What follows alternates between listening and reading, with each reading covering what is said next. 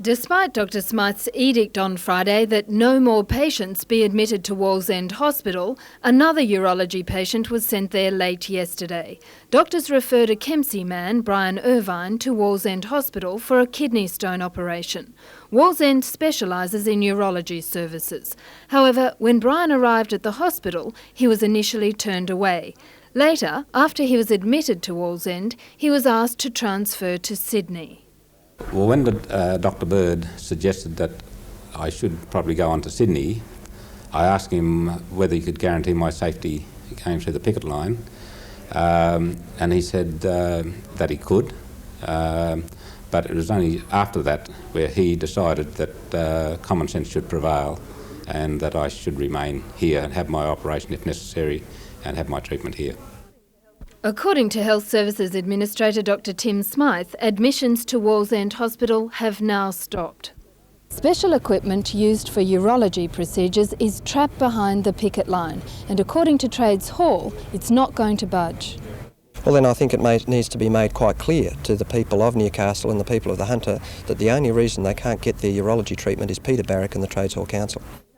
Dr Sandy Grant says urologists will not carry out operations at other hospitals where the equipment is unavailable. We will be held legally liable if we accept that responsibility for that patient and anything goes wrong. He believes patients will have to be transferred to Sydney. Tomorrow an Industrial Commission hearing will determine whether union bans should be lifted on the redeployment of staff and equipment from Wallsend Hospital. And demonstration is planned for 9 a.m. outside the Commission in Wharf Street. Jane Anderson, NBN News.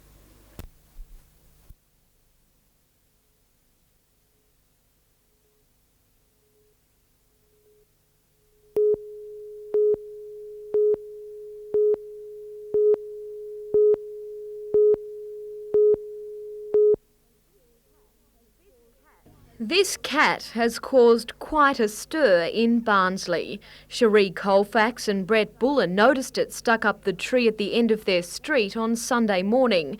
Since then, despite coaxing, it hasn't budged. Puss, puss, puss, pussy. Come here, cat.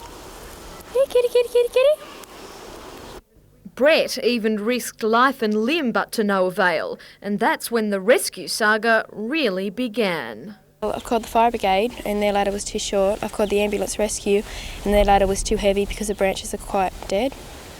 This afternoon, Shortland Electricity tried to do what the fire brigade, the ambulance rescue squad and even the RSPCA could not.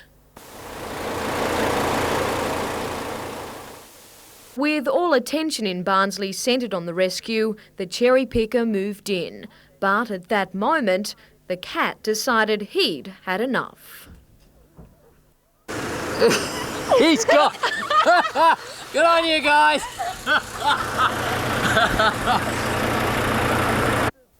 As for Brett and Cherie, they'll no longer adopt the cat.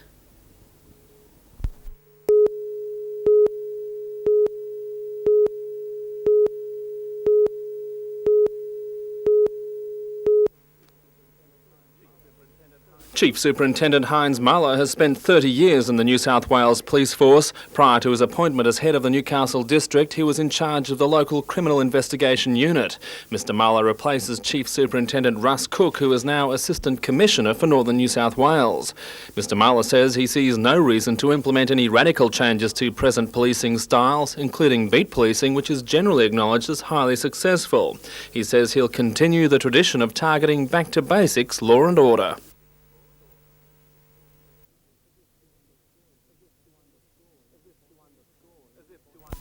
As if to underscore his point, Newcastle police were called to a classic case of street crime this afternoon, where an unidentified person had thrown a 3-kilo piece of scrap steel from the top floor of Latek House. The missile landed on busy Hunter Street without causing any damage to passing traffic. Police closed off the premises and sent a dog through the building, but the culprit remains at large.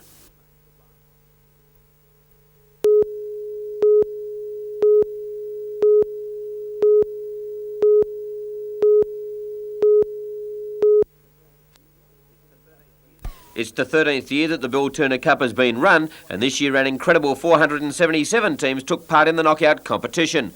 Last night it came down to 2, and what a game they provided. Shayla played some enterprising football in the early stages and were denied on a couple of occasions. They finally squeezed one away when Enkelman made some room for himself and his super shot was right on target.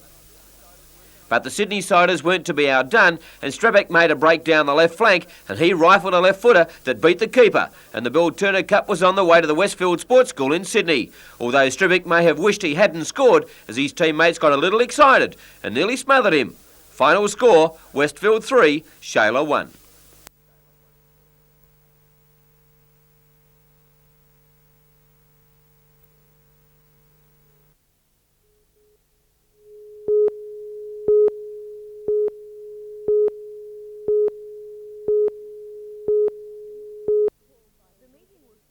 The meeting was called by the resident group No Lead. Yesterday they had 4 active members, today they boast 40. The meeting was the first chance residents have had to question Pasminco publicly about the lead levels in the area and the effect on the community. At times the gathering became heated as residents expressed concern about recent high levels of lead discovered in some children. We were somewhat surprised by the depth of feeling and particularly the anxiety amongst some parents. In an attempt to allay resident fears, Pasminco proposes to take around 10 people to Port Pirie in South Australia to show how a similar situation is being handled. The Port Pirie smelter, of course, is much bigger. They produce about 200,000 tonnes of lead, and there were many more children down there with levels over what we're seeing here. So it's a good case study for local residents to see how a problem of a much larger magnitude than we have here was solved. Port Pirie is the home of the world's largest lead smelter, and for the last 14 years a decontamination program has been underway. According to Mr Sinclair, the lead problem in Port Pirie was far worse than that in Bullaroo and Argenton when it was discovered in the late 60s. The level of lead in some Port Pirie children was found to be as high as 60 micrograms per decilitre of blood, while here the highest so far found is 36. Pasminco has also agreed to contribute money to clean up the Bullaroo-Argenton area. Decontamination of homes opposite the plant will begin immediately. It's not known how much the project will cost or how much Pasminco will pay. That will be determined when the Health Department's study of the area is completed. Jodie McKay, NBN News.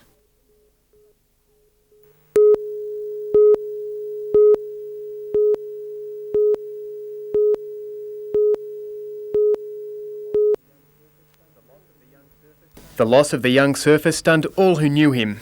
Clubmates at Meriwether found it hard to accept that Meso wouldn't be down today with surfboard or ski under his arm.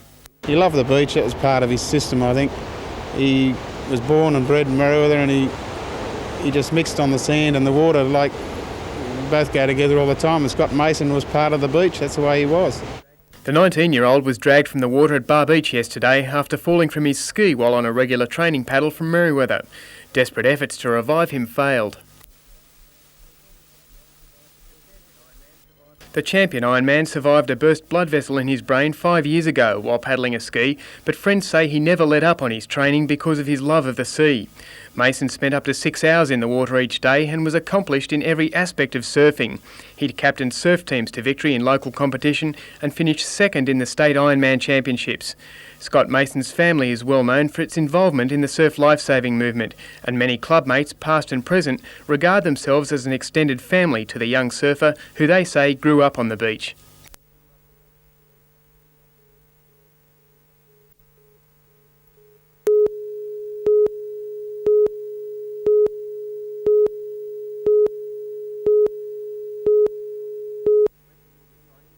Western will be trying to change their fortunes when they meet West Wallsend in the preliminary final of the Northern Soccer Federation at Western Park on Sunday. The Bears lost a penalty shootout against Adamstown last weekend, with the latter moving straight into this year's grand final. West Wallsend, on the other hand, want their centenary celebrations to continue a little longer and will be looking to upset the favourites. Wanderers, who haven't the best finals record in Newcastle Rugby Union, will be out to rectify that trend when they tackle Singleton for the right to meet Maitland in the grand final. Wanderers beat Mayfield East comfortably last week and Maitland accounted for Singleton, but the team from the Upper Hunter are well disciplined and should prevail. Cricketers' Arms will be looking to make it 2 Newcastle A-grade netball titles on the trot tomorrow, and their opponents will be the Beaches Hotel. Billed as the Battle of the Pubs, Cricketers has a more experienced lineup and will benefit from the week's break. Also tomorrow, the grand final of the Newcastle Australian Football League between Warners Bay and Wallsend. The Bay have been the dominant team this year, but Wallsend, who just scraped into the finals on percentage, got within a goal of Warners Bay in their last outing, and this should be close at Hawkins Oval. And finally, the grand finals of the Lower Hunter Rugby League are on Sunday at Passmore Oval, with Swansea and Hexham squaring off in the A-grade Jim Houston Cup.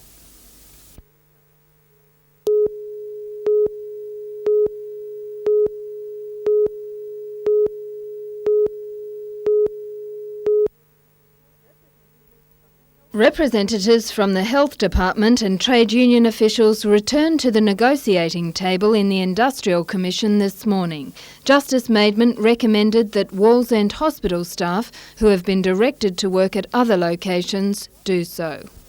Justice Maidment said the frontline troops, those people who participate in this dispute by refusing to work, will be the first and greatest casualties. He said he was not sure whether it was fair to ask them to put their jobs on the line. Last night, members of the Health and Research Employees Association voted to accept their transfers to other hospitals. We will support and give the maximum support to employees seeking to stay at Wallsend Hospital, and should the Health Commission or the Area Health Service take any action against any employee, that will be met by retaliatory industrial action. However, the Health Administrator, Dr Tim Smythe, says time is running out for staff who refuse to relocate as required. Well, staff that have not reported for employment at the other hospitals have already indicated that we would not be in a position to pay them if they continued to fail to report to work. I'll assess that situation on Monday.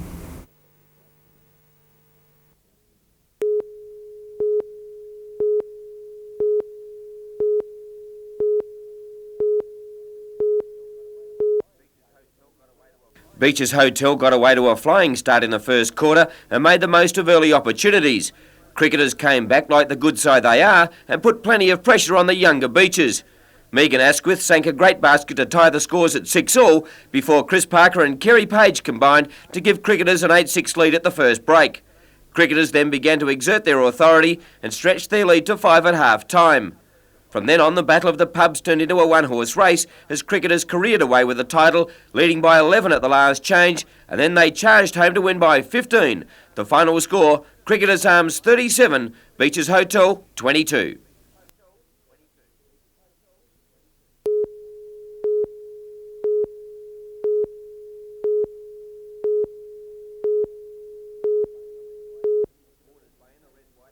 Warners Bay and the red, white and blue were the defending champions, and in the first half played that way, setting up many opportunities in front of goal, but not converting as many as they would like. The Bay cut loose in the second quarter, with Luke Rankin kicking a great goal on the run to increase their lead, and then strongman Darryl Isaacs was brilliant as he flicked it onto danger man Metcalf, and he made no mistake. Gilmore pulled one back for Wallsend, but Mark Bain at the other end was marking everything that got within his long reach. Isaacs added another for the Bay before half-time, and then Rover Blinko chipped in with a great snap, and the Bay led by 29 points at the long break. Bain continued his magnificent form up front for the Bay in the second half as they made sure of the Black Diamond Cup, and one of the best on-ground performances was by their live-wire centre Dave Metcalf, and his well-deserved goal put the issue beyond doubt.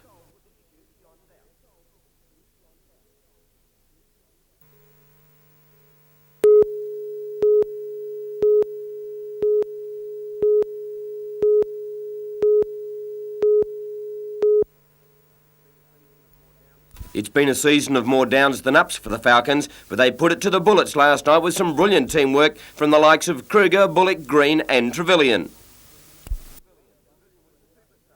Trevelyan was a superstar with long shots and brought up 30 points with a big jam.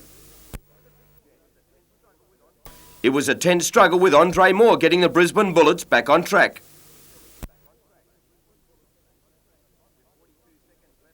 With 42 seconds left on the clock, Michael Johnson levelled the score at 100 each, and then Derek Rucker had a chance to win it for the Bullets. Overtime, and Sibley opened superbly to give Brisbane the edge, but the Falcons were hanging in with Green scrapping for everything. Sibley made another crucial basket, and at the other end, James Bullock gave the Falcons a 3-point lead with 50 seconds left on the clock. Dickinson converted a difficult chance for the Bullets, and then it happened. A dreadful decision gave the home team the ball, and Brendan Joyce drove for victory.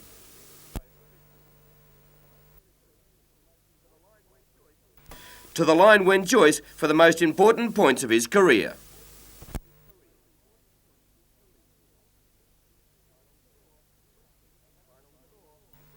Final score, Brisbane 110, Newcastle 109.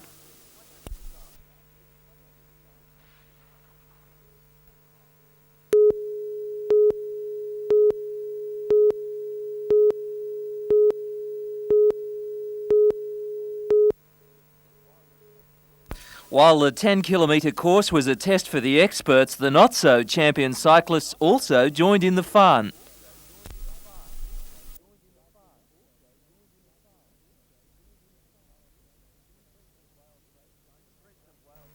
The Prince of Wales race, run in conjunction with the Apex Club, was a rerun of the original event held nearly 70 years ago. Students from the Waratah Orthopaedic School took on the challenge, as did family groups looking for a day in the sun. The winning rider, Simon Wells, covered the Merriweather course in 14 minutes and 40 seconds.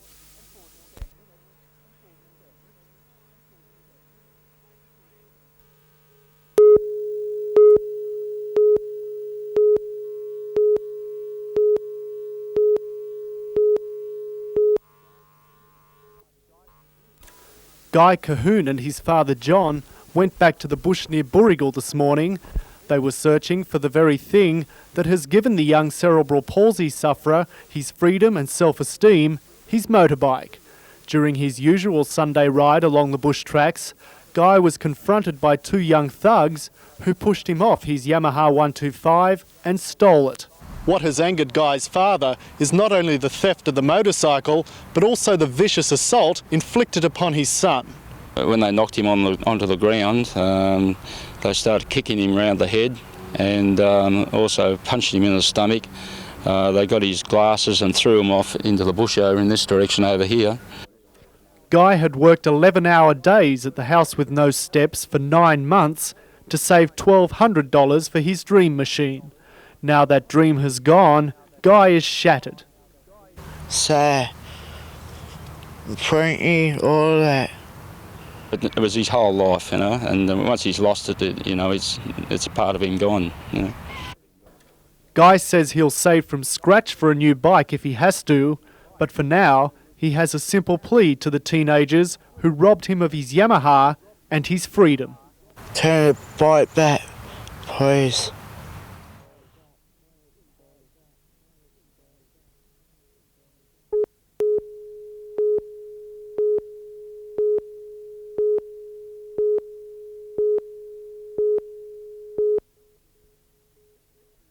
Mick Sylvester is already nicknamed the Pope around Cessnock. With the Sylvester Bakery family backing, he stepped in to buy the 150-year-old St Michael's at Wollombi, auctioned on Saturday for $120,000.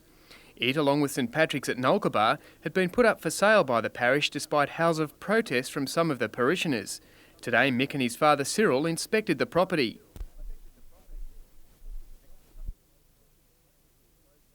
It was closed by the church earlier this year and stripped of its fixtures. I could not believe who would want to be part of this, the way that all the statues and the Stations of the Cross were ripped off the altar and off the walls. And I made up my mind then that I had to do something real strong, and I purchased a church on Saturday on behalf of the parishioners of Cessnock and Wollombi.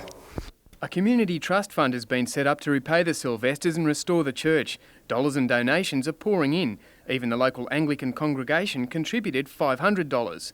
St Patrick's at Nulkabar was also sold to a local nursery business for $150,000, but the Sylvesters have already made a bid to wrest it from commercial use. The Catholic Diocese of Maitland claims the sales were necessary to fund parish operations centred at St Joseph's in Cessnock, but neither Cessnock's Father Ryan nor Bishop Clark were available for further comment today. Even though they are without an altar or priest in their church, the St Michael's faithful are determined to see the building open for services within 6 weeks. but we're very strong out here. We've got plenty of faith. We've had plenty of backing from outside people, not only Catholics, and we're going to fight this one right to the wire. But I know this area. I've lived here for 68 years, and they're very solid, and I think we will win. I hope we do.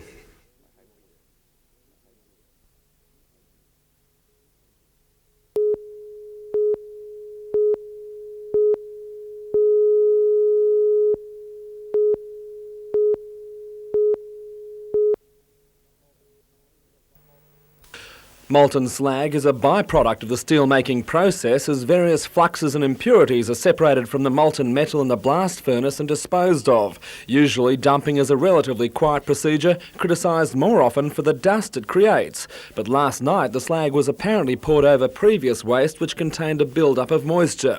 The superheated steam escaped in a series of explosions. While residents around the Roddenbar division hardly noticed the blast, it caused quite a stir further afield, where industrial noise is more of a novelty.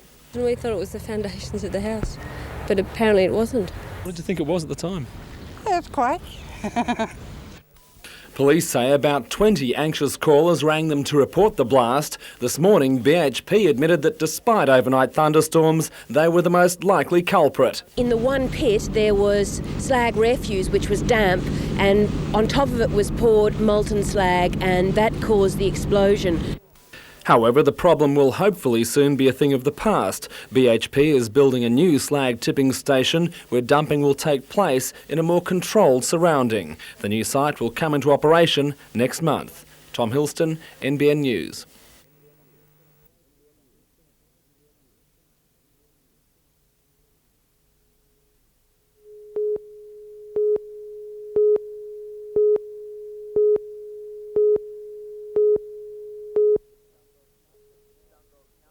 Dungog councillors met on Tuesday to decide an issue which could change the face of the small community. Well, it'll probably be the biggest boost the Dungog's ever had. The $35 million plan to cover 16 hectares will gather wool from throughout New South Wales, cleaning it and collecting the fleece's lanolin. Dungog is seen as a perfect site with its rail links and proximity to the Port of Newcastle. With the town's unemployment rate at around 13%, the prospect of 100 jobs initially and perhaps 300 in the years ahead is seen by council as sound development. The town of Dungog has been a rumour mill for the last few weeks over what a project like this will mean. While some see it as having a boost for the local economy, others see a wool scouring plant as having a negative effect on the town's clean farming image. I would stress that people reserve their judgment until such time as they know all the facts and see how the plant is going to be operated and then make a decision on that. Council says the Australian consortium developing the project, which includes some investors from Newcastle, has guaranteed it is safe. Effluent from the treatment is passed through settling pits and sprayed back onto the pasture. The Hunter Water Board has been monitoring the plan, but it won't give its final guarantee on environmental safety. Managing Director Paul Broad says there are still problems to be ironed out. But although development approval has gone ahead, acquiring the land may be another matter. One farmer has refused to sell, another on the edge of town is still considering an offer. Peter Ryan, NBN News.